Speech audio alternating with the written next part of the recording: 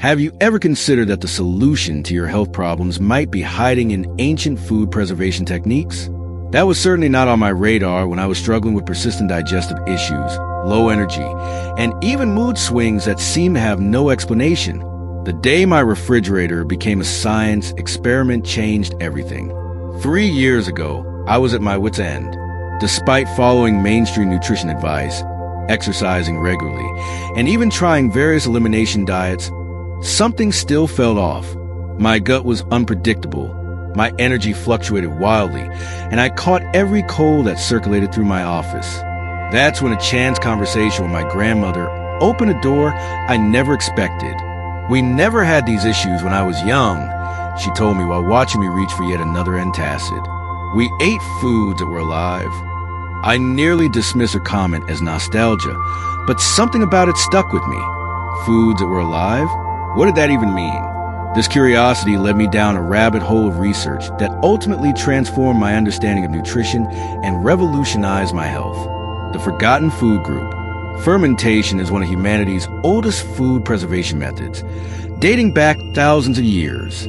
Before refrigeration, our ancestors fermented foods to extend their shelf life, but they unknowingly created nutritional powerhouses in the process. Yogurt in the Middle East, kimchi in Korea, sauerkraut in Europe, tempeh in Indonesia. Virtually every traditional culture incorporated fermented foods into their diet. Yet somehow, in our modern rush toward convenience and shelf-stable products, we've largely abandoned these traditional foods. The average American diet now contains minimal naturally fermented foods, replaced instead with pasteurized, sterilized versions that maintain consistency, but lose the very qualities that make them beneficial. The science behind the magic. What makes fermented foods so special isn't just their distinctive tangy flavors. It's the living microorganisms they contain. During fermentation, beneficial bacteria break down sugars and starches in food, creating an environment rich in probiotics, live beneficial bacteria that can colonize your gut, prebiotics, food for the beneficial bacteria already living in your intestines, enzymes, proteins that help break down food and enhance nutrient absorption, short-chain fatty acids, compounds that strengthen your gut lining and reduce inflammation, bioavailable nutrients, vitamins and minerals informs your body can easily use. Research increasingly suggests that these components work together to support not just digestive health, but your entire body's functioning. A healthy gut microbiome has been linked to improved immune function, better mental health, clearer skin, and even weight management. My personal fermentation journey. My first attempt at incorporating fermented foods wasn't exactly successful. The strong flavors of store-bought sauerkraut were overwhelming to my processed food palate. But rather than giving up, I decided to start small. I began with a mild, plain yogurt. Not the sweetened varieties that dominate grocery store shelves, but traditional yogurt with live cultures. Within 2 weeks of eating a small serving daily, I noticed subtle changes in my digestion. Nothing dramatic, but enough to encourage me to continue. Next came kefir, a fermented milk drink that's essentially yogurt's more potent cousin. Its smooth, slightly fizzy texture became my morning ritual, replacing my usual sugary breakfast. By month 2, friends began commenting on my skin's newfound clarity, something I hadn't even noticed myself. But the real adventure began when I started fermenting foods at home. My first batch of homemade sauerkraut was a revelation, crisp, alive with flavor, and nothing like the canned varieties I'd tried before. The simple process of massaging salt into cabbage and letting nature take its course seemed almost magical as the transformation unfolded on my countertop. The unexpected benefits. 6 months into my fermentation journey, the changes became impossible to ignore. Digestion. The bloating and unpredictability that had plagued me for years gradually subsided. Food became a pleasure again rather than a source of anxiety. Immune function. That winter, I watched colleagues succumb to one virus after another while I remained notably healthy. When I did catch a minor cold, it resolved quickly instead of lingering for weeks. Energy levels. The afternoon energy crashes disappeared. I no longer felt dependent on caffeine to function after lunch. Mental clarity.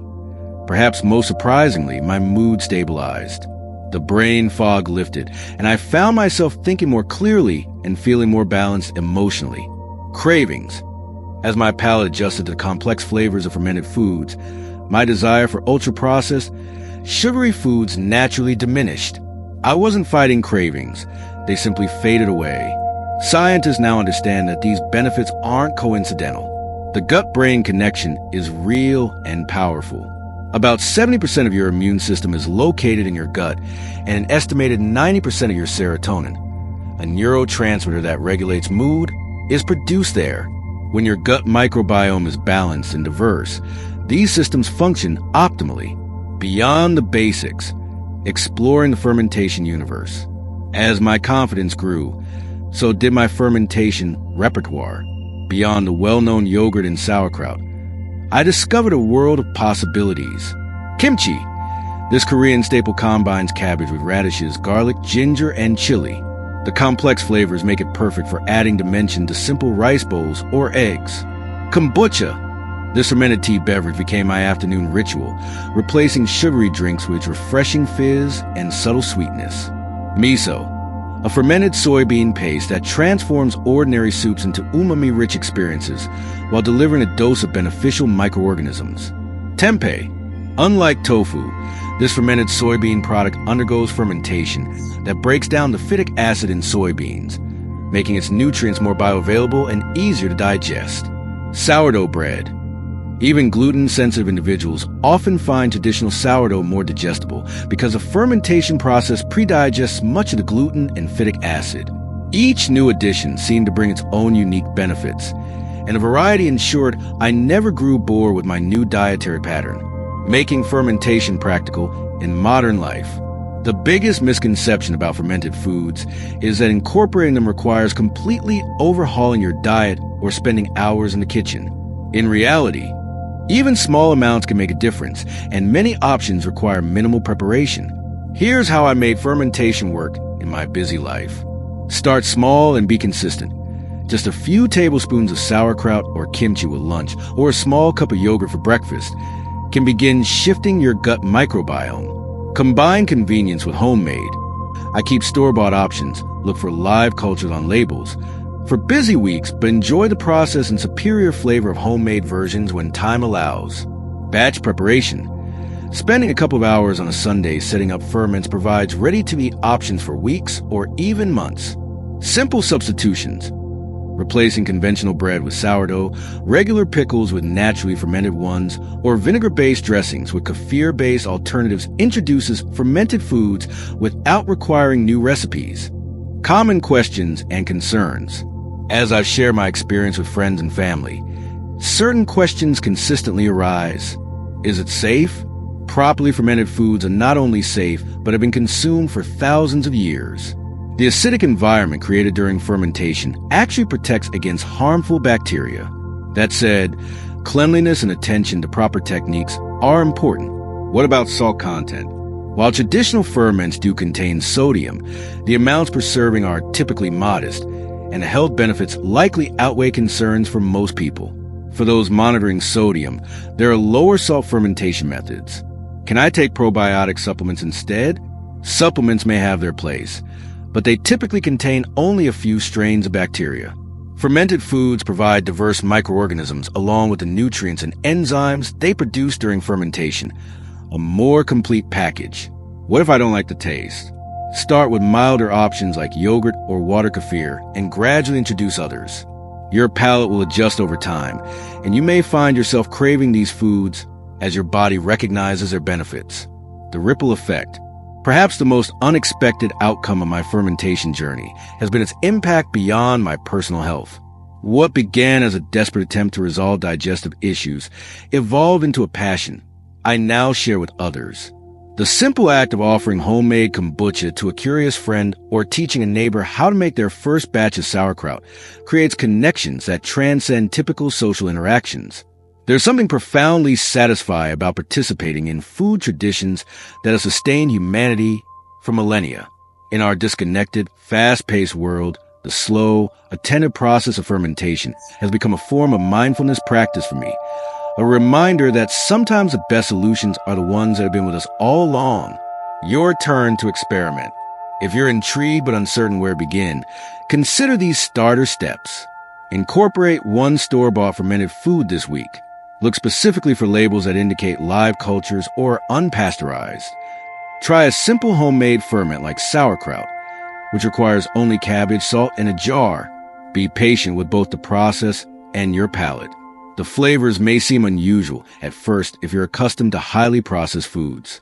Document how you feel as you introduce these foods.